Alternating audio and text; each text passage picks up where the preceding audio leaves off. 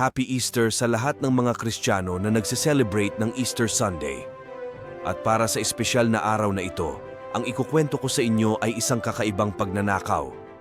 Kwento ito ng pagnanakaw na ginawa ng mga lolo sa London at ginawa nila ang pagnanakaw na ito noong year 2015, Easter weekend. Tunghayan ang kwentong ito ng mga tinaguriang The Bad Grandpas.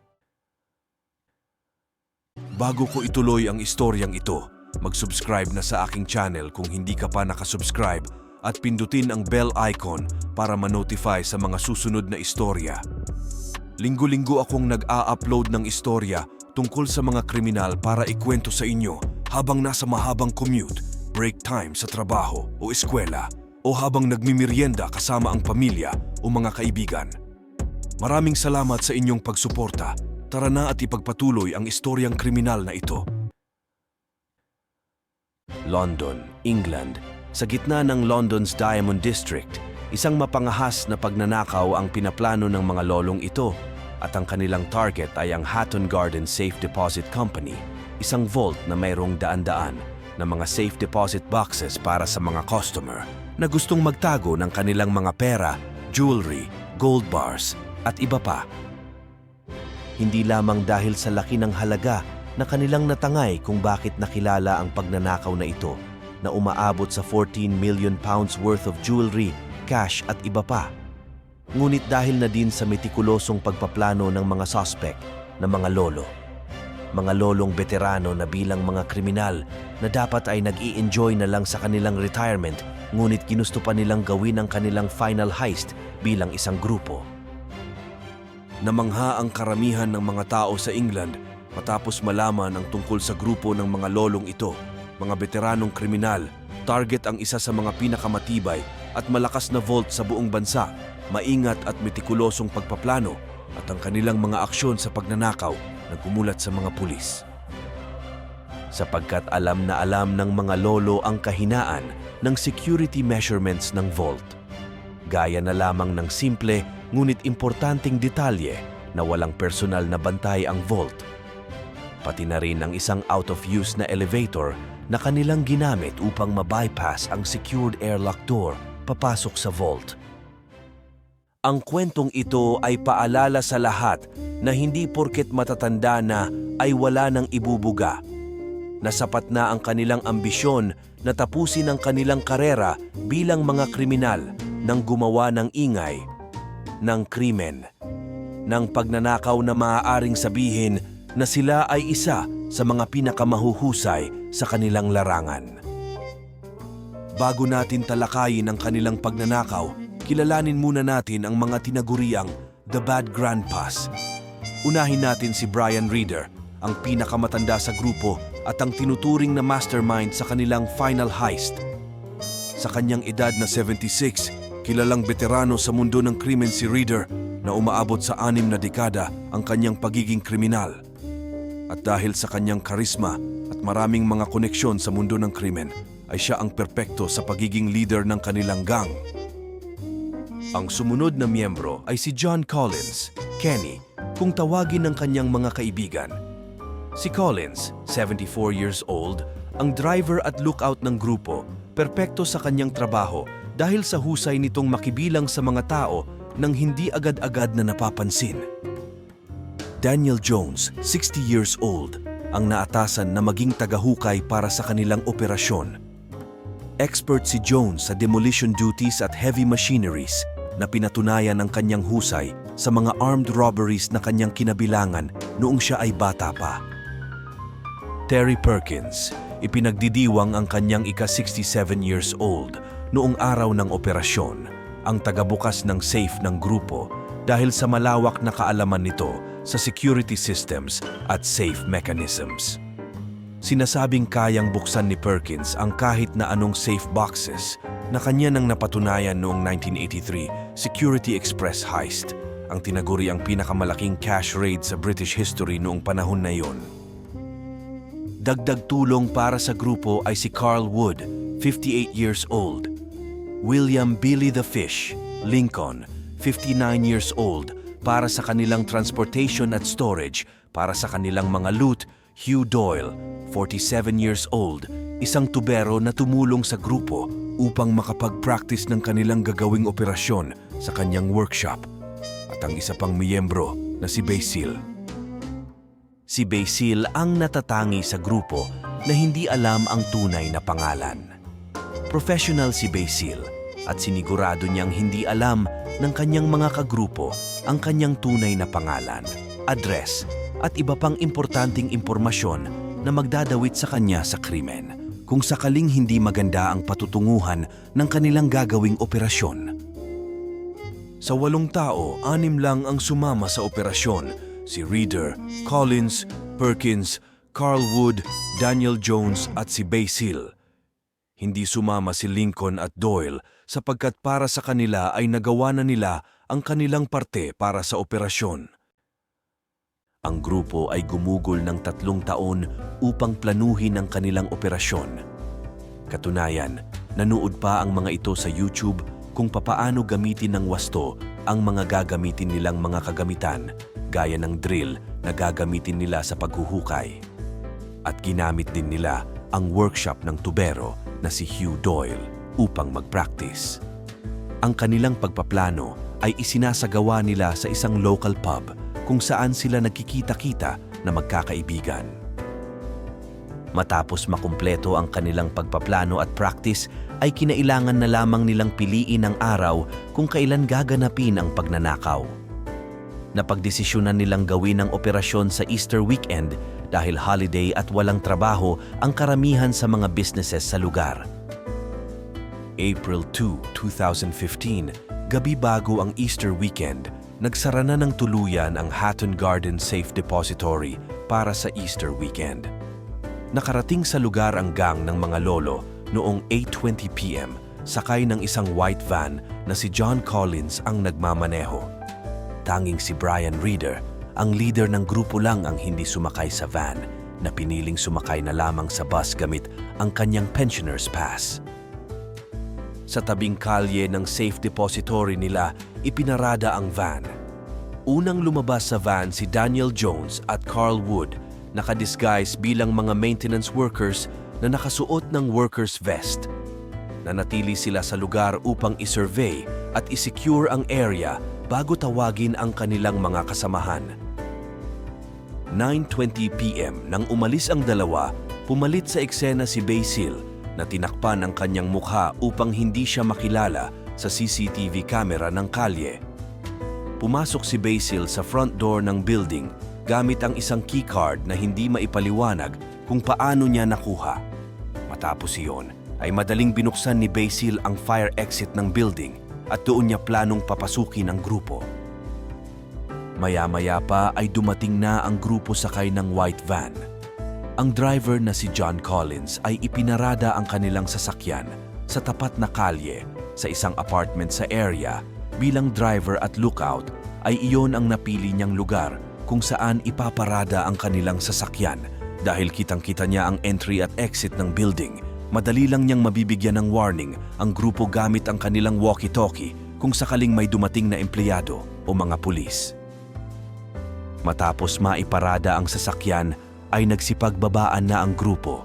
Dala-dala ang kanilang mga kagamitan na isinakay nila sa wheelie bins o garbage bins upang madaling maipasok sa loob ng gusali. Nang makapasok sa gusali, ay mabilis silang nagtungo sa basement ng building. Binuksan ang pintuan papunta sa isang kwarto kung saan naroon ang airlock control door na diretso papuntang vault. Hindi nila pwedeng galawin ang airlock control door dahil sa security measurements. Kaya naman umakyat sa second floor ang grupo at pinaakyat ang elevator. Sa loob ng elevator ay i-disable nila ang elevator at naghagdan sila pababa sa ground floor. Puwersahang binuksan ang pintuan ng elevator at bumaba sa basement gamit ang elevator shaft. Matapos ito ay binuksan naman nila ang pintuan ng elevator sa basement at doon ay ginulat naman sila ng metal shutter na nakaharang sa elevator door. Puwersahan nilang itinaas ang metal shutter, ngunit kulang sa kalahati ang kanilang nagawang pag-angat sa metal shutter, kaya gumapang na lang ang grupo papasok sa kabilang banda ng airlock door, ang room kung saan nandoon ang controls para sa airlock door, surveillance cameras at ang alarm system ng vault. Si Basil ang nakatoka na mag-disable ng mga electronics sa control room dahil ito ang pinaka-eksperto sa larangan at mabilis din naman nitong i-disable ang alarm system at binuksan ang airlock door upang maipasok ang kanilang mga kagamitan sa loob. Matapos maipasok ang lahat ng mga kagamitan, ay kailangan naman nilang malampasan ang metal bar door upang marating ang pader ng vault, kaya mabilis nilang pinutol ang metal bars ng pintuan gamit ang kanilang angle grinder. Ang akala nila ay smooth ang kanilang operasyon, ngunit nagulat sila nang mag-alarm ang security system ng vault kahit na na-disable na ni Basil ang alarm system. Dahil dito ay nagpadala ng emergency message ang alarm system sa pinakamalapit na police station, ang Scotland Yard. Ang problema, hindi nagpadala ng pulis ang Scotland Yard na direktang paglabag sa security protocol. Nagpadala din ng emergency message ang alarm sa security company, na mabilis naman na nagpadala ng agent sa building. Ngunit nang makarating ang agent at na-check na ang building, ay wala naman itong nakitang forced entry o mga mali sa building, kaya naman hindi na ito nag-report sa pulis. Isang malaking kabiguan ito sa parte ng security company at ng police station, ngunit habang nangyayari ang inspection sa labas ng building ay may malaking kabiguan din sa parte ng grupo ng mga lolo sapagkat habang nag-i-inspect ang agent ng security company, ang lookout ng grupo na si John Collins ay parang mantikang natutulog sa loob ng van kahit na siya ang nakatoka bilang lookout. Swerte lang dahil hindi nag-report ang security agent sa mga pulis. Nang matapos ang alarm system at wala namang pumuntang mga pulis at walang tip galing kay John Collins, ang lookout ng grupo na kailangan na nilang umalis sa lugar ay nagpatuloy ang grupo patungo sa vault. Ang plano nila ay hindi pakialaman ng vault door at sa halip ay gumawa ng butas sa pader gamit ang kanilang drill.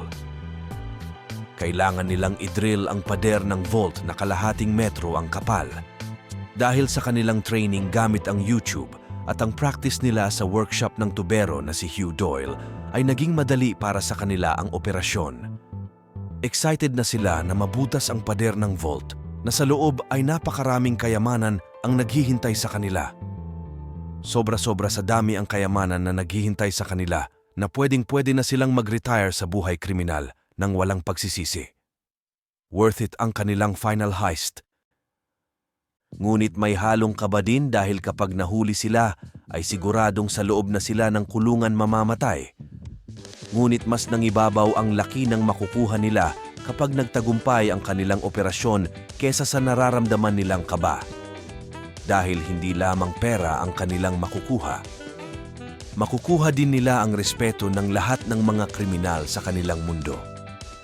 Mga lolo na naging successful sa kanilang final heist. Siguradong magiging alamat sila pagdating sa usapang kriminal. Ilang oras pa ang lumipas ay natapos na nila ang butas sa pader. 3 butas na nagsasapawan sa bawat isa upang kasya ang kanilang katawan, pati na rin ang mga nanakawin na mga kayamanan. Okay na sana.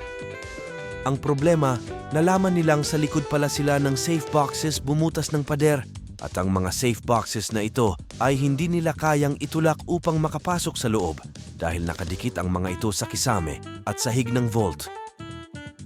Halos panghinaan ng loob ang buong grupo sa pangyayari. Sa kabila ng kanilang metikulosong pagpaplano, ay mayroon pa ding hadlang para makumpleto nila ang kanilang huling pagnanakaw. Isa sa mga pinanghinaan ng loob sa grupo ay si Brian Reader, ang leader na tuluyang umalis sa building. Sumunod naman ang kanyang mga kasamahan papalabas hanggang sa marating nila ang kanilang van. Doon ay nag-usap ang grupo. Pinigilan nilang umalis si Reader, ngunit ayon sa kanilang leader ay masama ang kanyang kutob at dapat na silang mag-back out sa kanilang heist. Ngunit ang lahat ng kayamanan na naghihintay sa kanila sa kabilang banda ng pader ay masyadong nakakatukso para basta na lang pakawalan.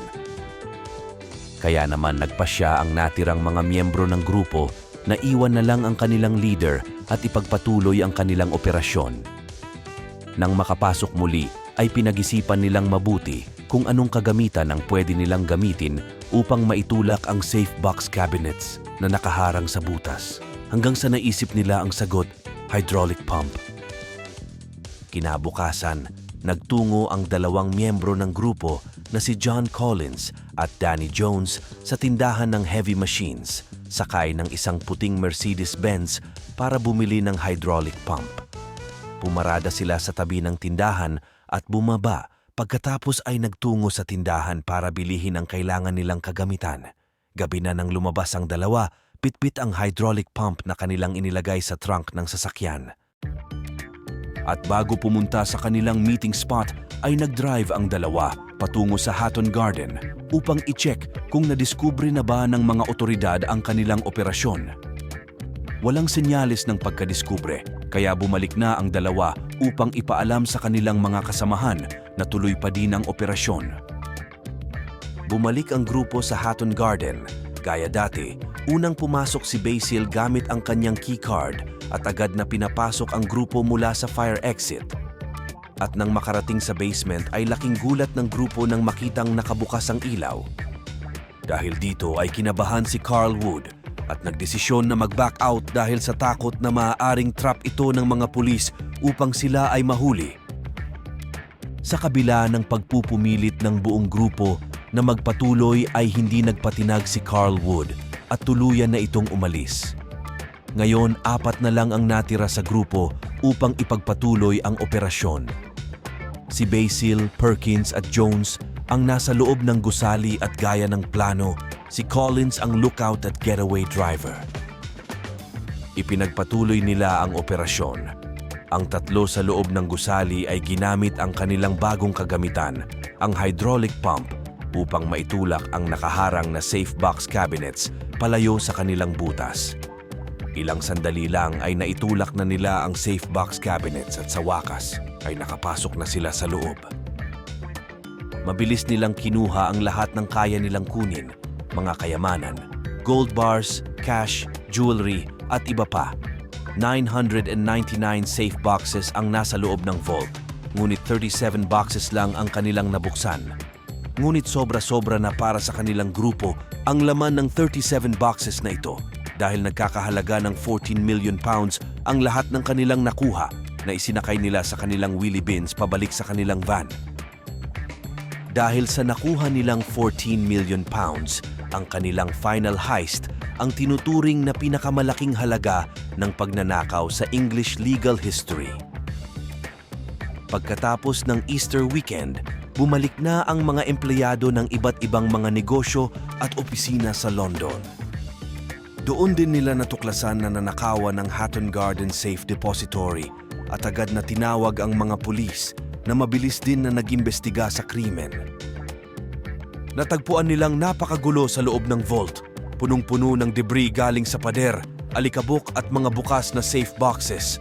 Kabilang sa natagpuan ang ilang mga power tools.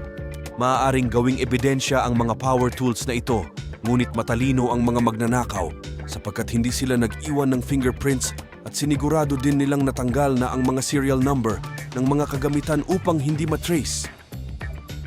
Sa labas ng gusali ay naroon ang mga customer ng Hatton Garden Safe Deposit na nanlulumo sa nangyaring pagnanakaw. Sa kabila nito ay namangha ang ilan sa mga tao sa London sa husay ng nangyaring pagnanakaw. Walang nasaktan na tao, walang involved na karahasan. Kasabay nito ay nanghingi ng paumanhin ang Scotland Yard sa nangyaring pagnanakaw sapagkat hindi nila napigilan ang nasabing krimen sa kabila ng pag-alarm ng security system ng vault.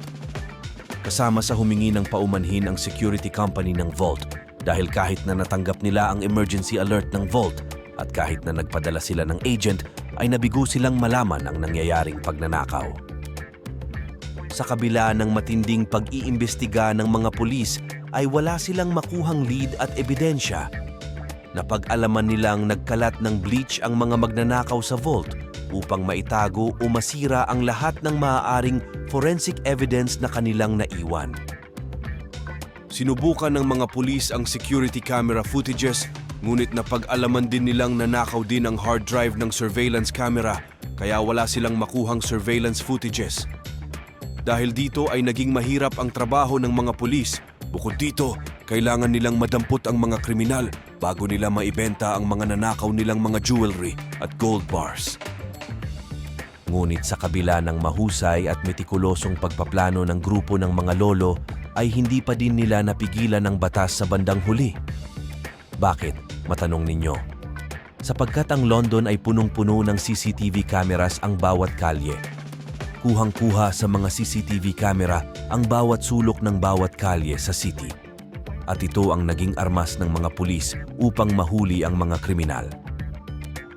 Nang imbestigahan ng mga pulis ang CCTV camera sa area, ay nakita nila ang white van na ginamit ng mga magnanakaw noong gabi ng krimen. Nakita nila ang dalawang tao na nakadisguise bilang maintenance workers, nakasuot ng vest, at isa pang lalaki na tila tinatakpan ng kanyang mukha upang hindi makilala sa CCTV. Una, ang van ay na-trace nila, ngunit peking pangalan ang ginamit noong binili ang van, kaya walang lead na nakuha ang mga pulis. Ngunit nalaman din nilang walang natangay na kahit na ano ang mga magnanakaw noong unang gabi ng krimen. At bumalik ang mga ito kinabukasan ng gabi upang ipagpatuloy ang pagnanakaw, kaya nalaman nilang 2 beses ang naging operasyon ng mga kriminal. Kaya naman matyaga na chinek ng mga pulis ang CCTV footages at nakita nila ang isang white Mercedes na pabalik-balik sa Hatton Garden. Nabanggit sa istoryang ito na bumalik si John Collins kasama si Danny Jones sa Hatton Garden matapos bumili ng hydraulic pump upang i-check kung natuklasan ba ng mga otoridad ang kanilang operasyon. Ito ang lead na matagal nang hinihintay ng mga pulis. Dahil sa footage ay nakita nila ang plate number ng sasakyan at na-trace nila ito sa isang address. Ang address na iyon ay pagmamay-ari ni John Collins. Ngayon ay kilala na nila ang isa sa mga suspect. Ngunit kailangan nilang mahuli ang buong grupo ng mga magnanakaw. Kaya naman hindi agad nila inaresto si John Collins. Sa halip ay binantayan nila ito ng palihim. Matapos ang ilang araw ay nakita nilang nakipagkita si John Collins sa isang kaibigan nito sa isang cafe at nakilala nila ang kaibigan ni Collins na si Brian Reader. Ngayon, 2 na ang kanilang suspect, ngunit naghahabol na sila sa oras sapagkat habang tumatagal ang kanilang investigasyon ay malaki ang posibilidad na maibenta na ng mga magnanakaw ang mga nanakaw ng mga ito. Kaya sinubukan nilang mag-offer sa publiko ng £20,000 sa kung sino ang makapagbibigay ng impormasyon tungkol sa mga magnanakaw. Ngunit walang naitulong ang pabuya na ito sapagkat walang kahit na sino ang gustong magbigay ng impormasyon sapagkat hinangaan pa nga ng publiko ang mga magnanakaw sapagkat walang nasaktan o nangyaring karahasan sa oras ng pagnanakaw. Ganun pa man ay matiyaga pa din na binantayan ng mga pulis si John Collins hanggang noong makipagkita ang suspect na ito sa ilan pa nitong mga kaibigan sa isang pub kung saan sila regular na pumupunta. Nagpasok ng undercover agent ang mga pulis sa pub upang mapakinggan ang pinag-uusapan ng mga ito sa loob at doon nila nalaman ang pangalan ng mga kasama ni Collins sa pub. Isang Terry Perkins, Daniel Jones at ang taong nakita nilang kausap ni Collins sa cafe, si Brian Reader. Matapos ito ay agad na inilagay sa matinding police surveillance ang lahat ng mga suspect, si Perkins, Jones, Reader at Collins. Pati phone calls sa kanilang mga personal mobile phone ay kanilang inilagay sa surveillance hanggang sa nakakuha sila ng isang matinding ebidensya sa phone call records mula kay John Collins. Natuklasan nilang tumawag si John Collins sa isang tindahan ng mga power tools na nagtatanong tungkol sa isang hydraulic pump. Agad na binalikan ng mga pulis ang CCTV footage at sa footage ay nakita nila si John Collins at Daniel Jones na sakay ng puting Mercedes-Benz na pumunta sa tindahan ng power tools at bumili ng hydraulic pump na kanilang inilagay sa trunk ng sasakyan. Ang matindi pa nito, nag-iwan si Daniel Jones, ang bumili ng hydraulic pump ng importanteng impormasyon sa tindahan. Ginamit nito ang kanyang sariling pangalan at address sa pagbili ng hydraulic pump. Matapos bumili ng hydraulic pump, ay nag-drive ng paikot-ikot ang mga ito sa Hatton Garden bago mangyari ang pagnanakaw. Ngunit para sa mga pulis ay hindi pa din sapat ang kanilang mga nalikom na mga ebidensya, kaya naman patuloy nilang binantayan ang kanilang mga suspect. Mahigit 1 buwan pa ang lumipas ay muling nagkita-kita ang mga suspect sa paborito nilang pub. Sa pagkakataong ito ay nagsama na ng hidden camera ang undercover agent na ipinasok nila sa loob ng pub upang makunan ng video ang mga ito. Ang video na nakuha sa mga suspect habang sila ay nagkukwentuhan ay ipinadala ng mga pulis sa isang lip-reading expert upang makuha ang transcript ng kanilang usapan. Doon nila nalaman na nanghihingi si Reader ng kanyang share sa loot sapagkat siya ang nagplano sa simula ng heist. Dagdag dito ay ikinukwento ng buong detalye ni Perkins kay Reader ang mga pangyayari matapos umalis ng kanilang leader noong unang gabi ng pagnanakaw, kung paano nila naitulak ang safe box cabinets gamit ang hydraulic pump. Malaking tulong ang nakuhang footage ng mga pulis sa loob ng pub at dahil dito ay pinayagan na sila ng mga nakakataas na otoridad na lagyan ng bug ang cellphone ng mga suspect upang mapakinggan nila ang mga usapan na gagawin ng mga ito gamit ang kanilang cellphones. Successful ang mga pulis sa bug na kanilang inilagay sa cellphones ng mga suspect. Ilang araw pa ang lumipas ay naging 5 na ang kanilang mga suspect nang mabanggit ng mga existing suspect na kabilang ang isang Carl Wood sa mga magnanakaw. Nabanggit nilang kagaya ni Reader ay nag-back out sa pagnanakaw si Carl Wood. Ilang mga araw pa matapos maging 5 ang kanilang suspect ay may lumabas pa ulit na isa pang pangalan, Basil.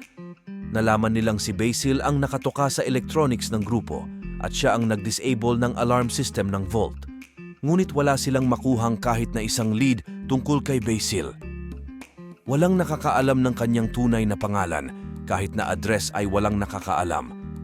At ang CCTV footage kung saan nakuhaan ng litrato si Basil ay nakatakip ang kanyang mukha. Gayunpaman ay nagpatuloy lang ang mga pulis sa pagbantay sa 5 mga suspect. At isang araw ay natuklasan nilang sa bahay ni Collins nakatago ang mga loot sa pagnanakaw at plano na nilang paghati-hatian at ibenta ang mga loot sapagkat hindi na pwedeng itago ni Collins ang mga loot sa kanyang bahay sapagkat paparating na ang kanyang asawa. Kaya naman pinaghati-hatian na ng mga ito ang share ng loot. Ipinatago ni Collins ang kalahati ng kanyang share sa kanyang bayaw na si Billy Lincoln, habang ibinaon naman ni Daniel Jones sa sementeryo ang kanyang share. Ang mga natirang loot para sa iba pang miyembro ng grupo ay napagdesisyonan nilang dalhin sa likod ng paborito nilang pub at doon kunin at ilipat sa ibang lokasyon.